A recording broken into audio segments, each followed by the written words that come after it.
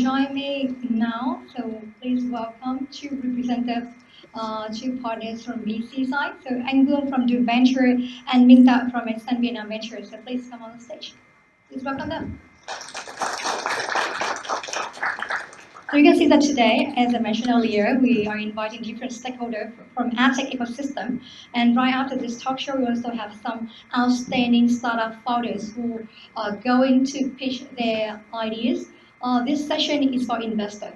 And Anh Vuong, Minh, could you please share with the audience a little bit about your VC and yourself as an investor?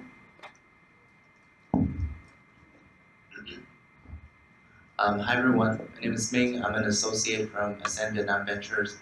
So we are an early stage VC based out here in Saigon. We're a team of 10.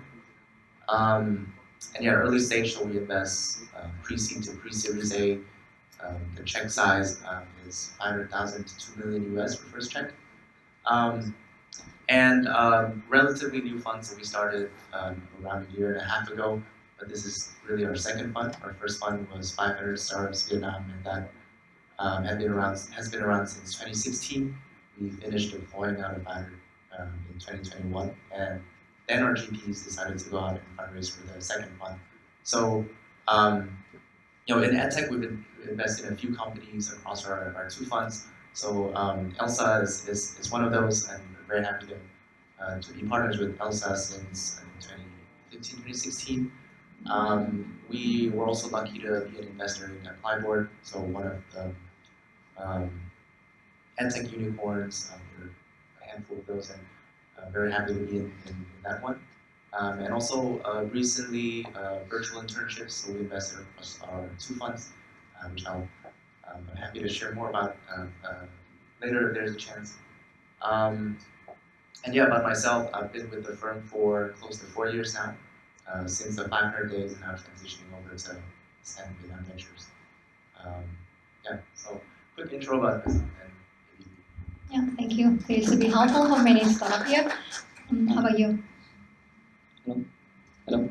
Hi everyone. I'm Anh Vuong from investment manager from Do Ventures. So currently we manage 60 million USD under our management, and we focus on investing in early stage startup from seed, Series A, and follow on to Series B across Vietnam and Southeast Asia. Although we just established 2 years ago, our general partners Dung Nguyen and Vile, they have been in Vietnam investment industry for more than 10 years. So I think we are very familiar with the startup industry, especially in Vietnam. And in 2 years, we already invest in more than 20 companies. 4 out of them are Edtech. So I was the one in the team to be in charge of Edtech industry. So that was also my personal preference. I have chance to meet a lot of Edtech startups, and luckily I also have chance to work with them together to solve a lot of problems that we met in the industry, and I'm really happy to share my insight with you guys today. Okay, thank you for coming. Yes. So for now, for this panel discussion, we change the format a little bit. So we prepare some whiteboard for you. So it's like a game show. I prepared some questions, and your job is to write down like the top of mind, just a keyword for 10 seconds. Play for you, and then I will ask you to explain. But the first question, the first question is just for icebreaking. What is, because you are the investor, so this question for you. But like back in the day when you were small, what is your first money loss? The first money loss? Yeah. Money loss. The first money loss. You don't remember that? Oh, that's good. We are the keeper. So you are the keeper, right? Okay, so let's share our focus on Edtech. So because the other keeper, so not like me, so I still remember my first money loss when I was an elementary student.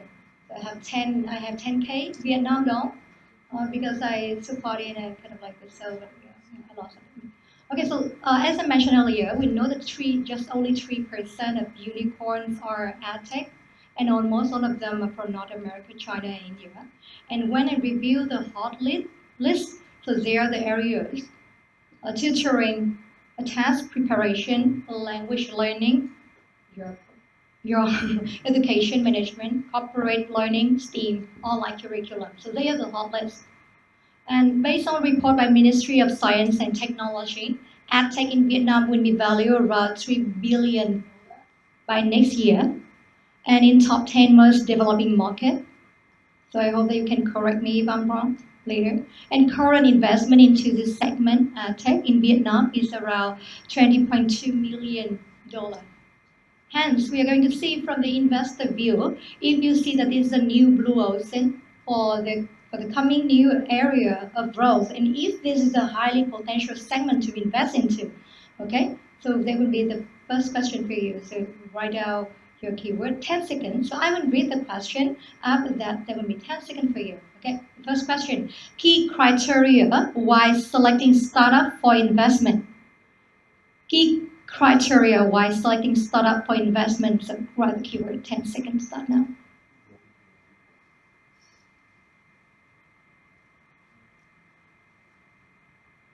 Ready? Ready? So, Anh Vuong, what is your word? Founder. Founder. Minh, what is your keyword?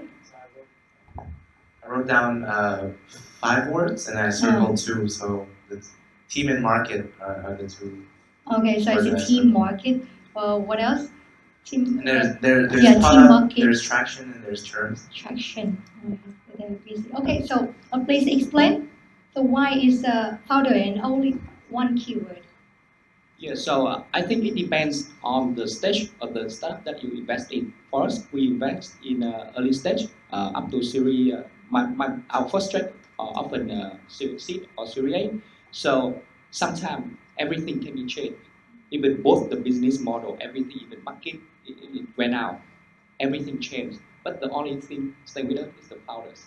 So I keep the most important thing is here. The most important criteria that we decided is the founders. So we understand that we have to make decision based on the market potential, the traction of the company, right? But above all, we choose the founders. We can do anything with them, even from the start, even if they have to change everything. But we as long as we believe that we can work with this guy, we can still invest for him to do a new dream, even if the last company, last product does not work out. But how about that? What is the criteria for the founder? 3 most outstanding. Okay, so I will be very interested in the founders that can tell me the insight that I didn't know about. So I think that that is the most important thing because it shows their passion about the industry, about what they are doing, right? They have to be think very deep about that, so they can come up with a very unique insight of the market. So that often the unique insight, the unique insight about the market and the and the passion with the product that he builds. It's often the first thing that catch me with the founders. So to summarize, I catch the keyword knowledge and passion. Okay. How about you, Minh? Yeah, so I wrote down 5 words. So if you ask me or a lot of VCs what we look for in a deal, it would typically be this 5: team, market, product, terms, and traction. You want to be complete. But I share the same sentiment with Ag. I think a lot of things can change, and we're early stage investors, so the product, traction, all of that can change. And in terms, it's kind of relative. So really, what's really important to us is the team and the market. So I'll start with team. Yeah, really important. And I think for edtech deals specifically, that besides like we look for founder market fit in the form of your previous experience, what's on your LinkedIn profile and CV, etc. And then also a lot of it is on the soft side of things. So in conversations, do we get alignment on the vision with the founders, and then things like leadership capabilities, or maybe a superpower. Some founders are really good at recruitment or other things. So it's holistic like that. But I would say for edtech opportunities, what I've found also is really great founders that we backed have had like one or two, or one of two things, or both. So one is like really deep understanding of the space that they're working in, really deep insights, as I put it. So for example, and the second thing would be maybe really like a lot of experience in terms of technology. So there are two angles that founders usually come at education-related problems at. So for example, for Elsa, it's Xavier and Vu. And I think Vu has a really personal story about her being in America and struggling with pronunciation, and founding her co-founder with really deep experience in technology, and having that combination. Or for virtual internships, one of the companies that we backed, then it is this founding team. So they place students in internships program internationally. And before doing this tech platform play, they founded CRCC Asia, which has been in this business. They place Chinese students in international internships for 15 years. So really unique understanding of the space that they're in. So, team, to expand a bit on team, that's what I would say. Market, we're in Vietnam. So and I think edtech is really broad. So we like to dig deeper and see it. Because for VCs, I would say that I would echo something that my partner says recently. That is, not every edtech problem like needs a venture scale solution to be a very successful company without talking to VCs. But for VCs, we like to see a $1 billion outcome, or a really strong outcome. And operating in Vietnam, the emerging markets, we like to look into the specific segment that the companies are in, and look at how big that market is. Startup, do you think it's tough? Is it tough? Is it tough for you? So let's do some reflection to see if you are unique, if your story is special, if you are really knowledgeable in the field, and you can bring a pleasant, unique story to the table, right? Okay, second question. Hot segment in edtech in Vietnam. Hot segment. So on top of mind.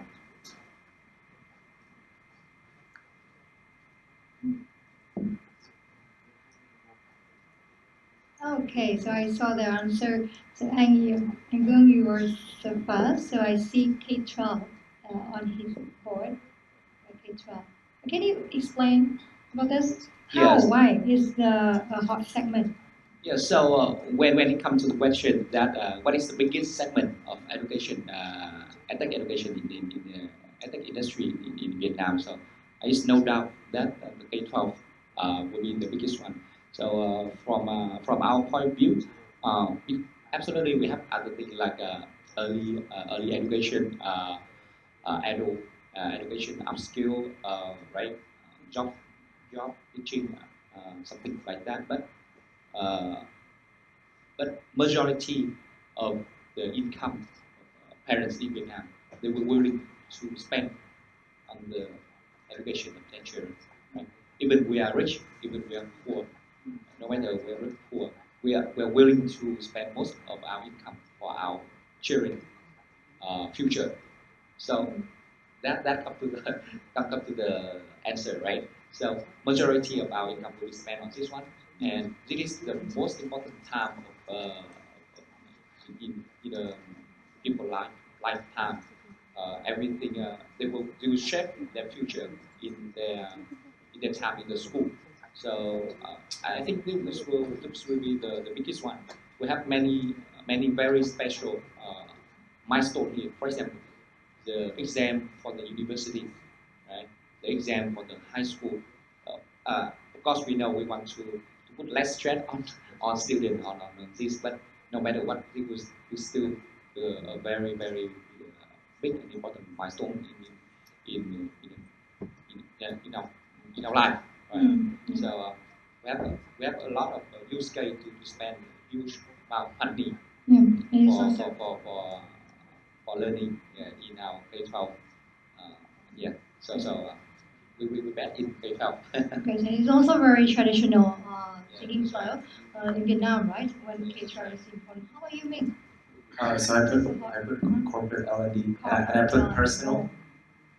This is personal to me. I actually don't know what's hot in the market in terms of edtech across VCs. But for me, I think just looking at maybe some other segments is a little more saturated. I don't see a lot of opportunities. A lot of companies tackling the opportunity in corporate L&D. And I talked to a few recently, so I have the perspectives from both the company side and the corporate side. There are companies like P&G, you're seeing more multinationals, and like late-stage startups, but also SMEs in Vietnam. They have the budget to spend on upskilling and training their employees, and they have that needs. It could be simple as it could be like the technical side of things, like you want your employees to get better at Excel or other things, but or it could be soft skills like communications, etc. So I think that's a really big and untapped, largely opportunity in Vietnam. On the startup side, I've only seen a couple of companies do it. And, no one that's like really wow in terms of delivering a killer product or figuring out a sales strategy yet. So I'm excited for this one. I think it's untapped and it's hot for me. So any startup working in K-12 in this room? K-12? Any K-12? Any working in corporate learning and development? Yes, we see outside. And I outside, see, okay. Okay, third question. What is missing in the map?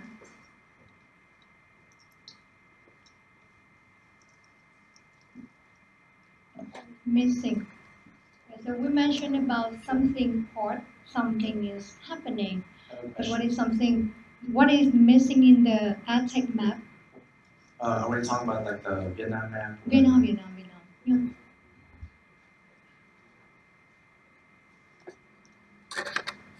Like something that you're still looking for, but you cannot see in Vietnam, or you cannot see you think, or maybe something, but you see there's a lot of opportunities, but you don't see any outstanding startup yet. Missing. So you are always very fast. You love to play game, right? So he's right. Guess what? Yeah, Can you show the audience? I see nothing is missing on the map. We have everything on the map, but the problem is that whether it's good or not is another story. Because when we come to the business model, right? When we come to the company with different kind of business model, so I think all the segment already have some players in that. But of course, we know that there's still no big name yet, right? We have the Topica raised 50 million, but it's a story 5 years ago. After that, we do not have anyone raised more than 20, 30. No one, right? I think we are still on the way to be huge, and a lot of startups are taking advantage of the COVID-19 when the online penetration comes. Right? I think they are doing good in terms of leveraging on the chance that majority of the student teachers, a lot of people have to change their learning behavior to online. So that a very right change for staff to leverage on that. And I think they are doing good, but it still takes time for them to grow to a very big scale, like I say, hundreds of millions, a very short company. So they are on the way to be there. So we can wait for some more years. But I don't see. I think on the business model that we already have some players in every kind of business model, every kind of segments. Yeah, yeah. Proud moment for you, right? How about you, Minh? What is missing? I put down two things. So one is corporate L&D. I said in the previous question, I was enough of corporate L&D startups. So I think that's an area that I hope to see more of in the future. And the second thing is a platform approach and more global products. So a platform approach is, I think that I can give an example of topping out some other companies. I would say, to fuel growth, you have a more human-focused approach, and that's like so. Platform is using more technology, I think, to fuel the growth traction. And then I'd also like to see more companies building edtech products, not just for Vietnam, but looking out into the world. Okay, so thank you for the advice. I think that like coming up next, we're going to see something new from our 6 startup today. How about your case study? So can you share one biggest or most outstanding investment you recently made for edtech? Please share with the audience.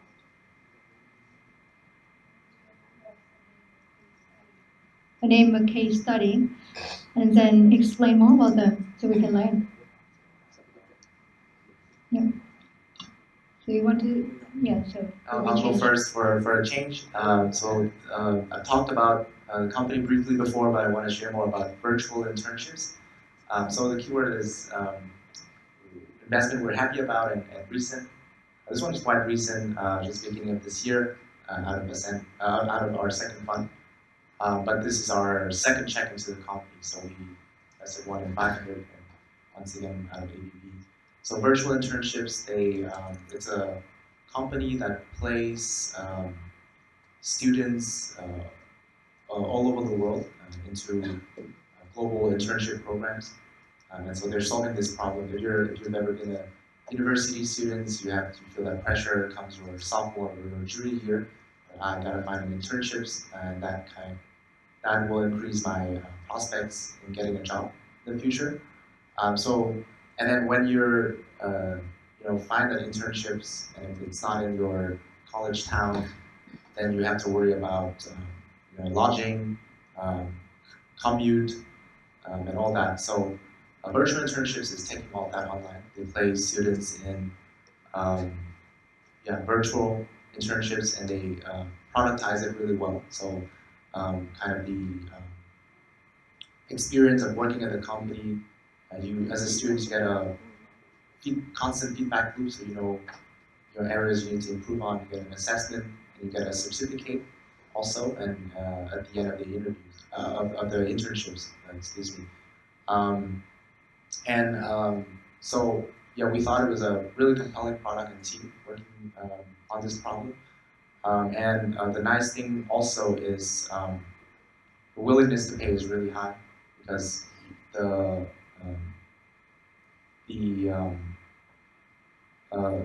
alternative is doing online internships, and then you're having to pay for accommodation and meals and all that. And then a lot of the sales is B2B. So schools, career office and schools, and then even student and government organizations are paying for a lot of the students to get internships. So taking all that together, we have this company that 40x their revenue in the past 2 years. And the team sits here in Vietnam, but they're doing global business. So that's one company. Interesting and trendy, right? Yeah. How about you? Okay, so for me, I like Azota. So honestly, I already invest in 5 edtech companies. Each of them have they have their own interesting story. But what I like most about Azota is like David versus Goliath.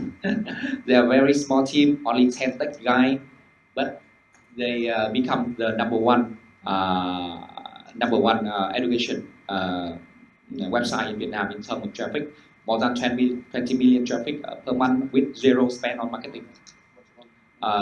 They build a tool for teacher and students across Vietnam with only team of 10 people. They zero marketing and they even receive the reward from the Ministry of the Ministry of Education and Training and our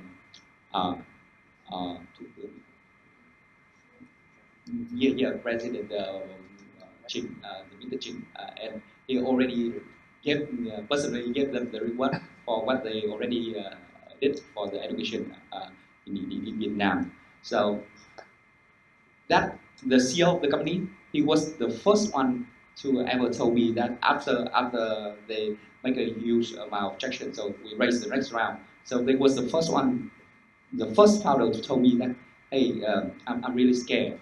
Why? Because we have too much money now. I'm afraid that money will kill our creativity. So he was the first one to ever tell me that that sentence. So I was really interested and was really inspired by that. He said that before we have no money, we still think of creative way to figure out and to build product.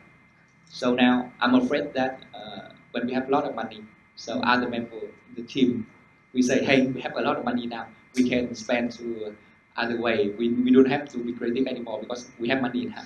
So he's afraid of that. So I was really surprised and I like that. I like that. So Do you have the answer for that? Do you have a solution for him? no, I Ask him to meet me. Okay, Okay, but I think that it may be very funny, but yeah. I think it is also very realistic worry, right. and it's like a very honest Yeah, worry of any startup founder, CEO who doesn't have the background in finance Yeah, so management. that come back to the question that you asked before. What is the most important criteria for us to choose a startup, right? So for the founder of Azota, even it work or not, they can they can erase it and do a different. We still support them. Impressive, right? So back to the question that we want to answer at the end of the discussion. This is the new blue ocean. A new blue ocean. Yes, it's Edtech. Yeah. Even when we know that it's not something very hard in the unicorn map. And yeah, we already mentioned in the educator talk that is not something work for dreamer, even when dreamers are working in education, but it's not something for a fancy dreamer. So I think, yeah. Yeah. So how are you? No. I would say no and yes. Sorry. So I would say no and yes, and yeah. So there are a few different ideas here. No, because I think for some of the business model that we've seen from the perspective of investors, I think it's tough for both investors and for founders. Some of the business model more competitive now and more saturated. So maybe English tutoring or tutoring in general. That's pretty a tough space to be in, honestly. But however, there are some points that I think were raised by also previous panelists. A lot of things are happening. The space is evolving, and the ways that people learn and the type of content that's being learned is constantly evolving. So I want to say more interesting business models will come out in the future. So like Udemy, that's a 12-year-old business.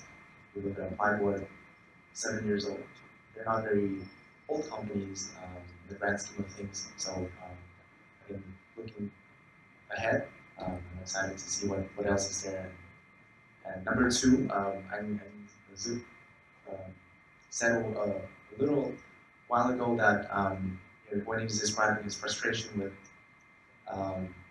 helping his third grade daughter, that the experience between online learning and offline learning is not even close. So I think until we get to that point, there's a lot to look forward to. And yeah, just because edtech is so broad, it's not a yes, but it's not What do you think? Yeah, A so big no? yeah, this is because the question is this a new blue ocean, right? Yeah. It's not new and it's not blue. It's red, right?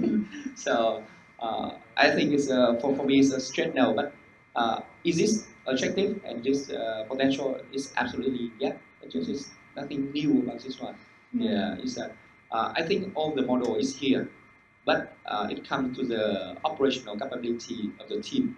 So which one can execute it? For example, let's say very simple one, the tutor model, right? Everyone here, I think you know about the tutoring model. We match or we have our tutor to provide service for the kid online. So everyone know about that. Everyone know, hey, we should connect this guy with this guy. But it's very different when you do it, when you provide, let's say, 100 sessions per day and 1,000 sessions per day. When it comes to 1,000 tutoring sessions per day, it requires very different mindset, a mindset of scale, mindset of all the process in the company needs to build very differently. So, and it comes back to my answer that I think there's no new model here, but the way startup figure out it, how to execute it at a large scale should be new, should be creative and systematic, so they can be big enough to be let's say the next unicorn in Vietnam. Yeah. Do we still have time for some questions? No. Okay. So coming up next, we're going to have a networking and tea break for you to look around and to see some startup demo. Then we'll come back for the presentation from AWS, CMC, and essentially what we are looking for is public pitching competition for the startup. And here we can summarize. I see that like edtech is not something like this, like fintech or e-commerce, logistics, what we are seeing now. But edtech for sure is still growing, it's still potential. So yeah, so I do wish all the best for people who are now working in edtech, supporting edtech, because you still have a lot of support. And for sure, we can see that the government, they commit 20% for the public expenditure for education. It's one of the highest rate in Southeast Asia, right? And Vietnam, we see a lot of growth, we see a lot of people here. Yeah. So thank you for profile insight sharing session. Thank you. So thank you very much for the sharing.